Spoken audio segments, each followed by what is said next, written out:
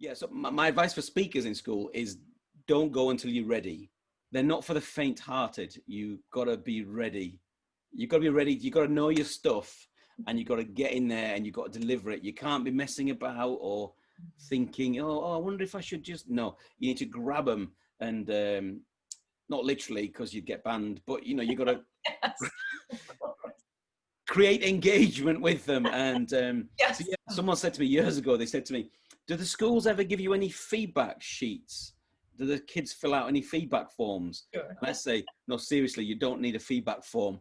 You can see it on their faces, like instantly. And I'll tell you a story. It was actually at the same school, yeah, not only about a mile from where I'm standing now in Leeds. And I was in that school and I was doing a talk, and it was probably a bit boring. It wasn't one of my best many years ago. And then I suddenly went off piste and I started talking about the story about when me and my wife Claire met at a festival. And all of a sudden I saw 600 sets of eyes lift up, and suddenly they were looking at me. Yeah. And that's when I discovered the power of story that day.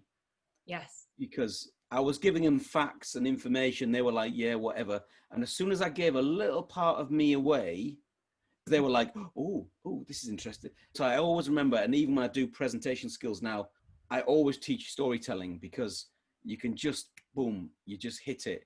And that's what gets people's attention. So you've got to be careful not to give too much away, because you have to be professional. But I think the reason we find our jobs sometimes emotionally tiring, coaching and speaking and stuff and training, is because we're giving something of ourselves away.